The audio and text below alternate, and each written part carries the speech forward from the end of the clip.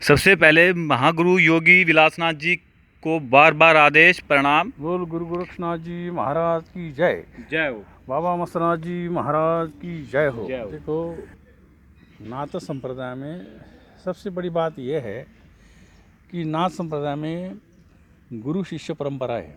हाँ जी। और ये आदिकाल से चलती आई है। जबकि सबसे पहले हमारे आदिनाथ बने हैं सतयुग में, असंख्य युग में ही बने थे वो। फिर सतयुग में नवनाथ बने, आदिनाथ के बाद फिर उदयनाथ पार्वती बनी, फिर सत्यनाथ ब्रह्मा जी बने, संतोषनाथ विष्णु जी बने, गजबेली गंथरनाथ जी बने, ज्ञान पार के सिद्ध चौरंगीनाथ बने, और माया स्वरूपी दादा मच्छिंद्रनाथ बने। उसके बाद गुरु गोरक्षनाथ जी बने। तो इस प्रकार से ये नवनाथ की श्रृंखला पुरातन काल से चलती आई है। ये गुरु शिष्य परंपरा से है। फिर ये नवनाथ के जो शिष्य थे जिनको दीक्षित किया था वो सारे 84 सिद्धों में आते हैं। और 84 सिद्धों ने जैसे दुनिया को दीक्षा दी है, नाथ संप्रदाय का महत्व समझाया है, तो वो उसको आज अनंत करोड़ सिद्ध बोला जाता है। तो हमारे नाथ संप्रदाय में ये गुरु शिष्य परंपरा चलती आई है। तो ये जो गुरु शिष्य का जो संस्कार है वो आज हम भी उसको चला रहे हैं। इसमें 2 प्रकार की दीक्षा होती है, एक संन्यास्त दीक्षा और एक गृहस्थ दीक्षा। जो सब कुछ त्याग के, घर बार वगैरह सबका त्याग करते, मात्र परमात्मा का विधान प्राप्त करने के लिए, परमात्मा की साक्षात्कार प्राप्त करने के लिए जो भी दीक्षित होता है वो संन्यास्त दीक्षा होती है।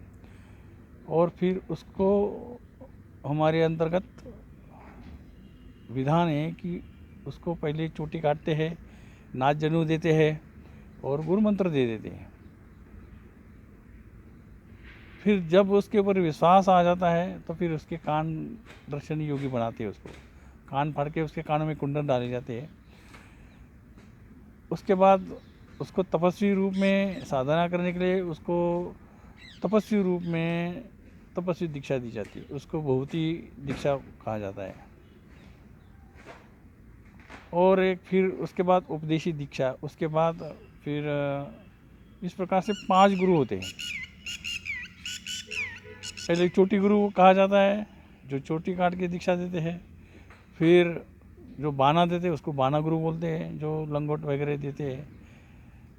उसके बाद फिर चिरा गुरु बोलते हैं जो कान को दर्शनी बनाता है। हमारे में तो जैसे नाथ कोई योगेश्वर दर्शनी हो जाता है तो उसको शिव का स्वरूप माना जाता है। कहते हैं दर्शन योगी शिव की काया। इस प्रकार से यह हमारे यहाँ प्रचलित है। उसके बाद फिर तपस्वी के लिए उसको भभूति दीक्षा दी जाती है तो भभूति गुरु हो जाते हैं। उसके बाद उनको उपदेशी दीक्षा दी जाती है तो उपदेशी गुरु भी बन जाते हैं। तो इस प्रकार 5 गुरु उसको प्राप्त हो जाते हैं। और फिर जैसे जैसे वो इस विद्याओं में, इस संस्कार में गुरु के ऊपर दृढ़ विश्वास रख के समर्पण होके वो करता जाता है तो पूर्ण रूप से योगी बन जाता है वो।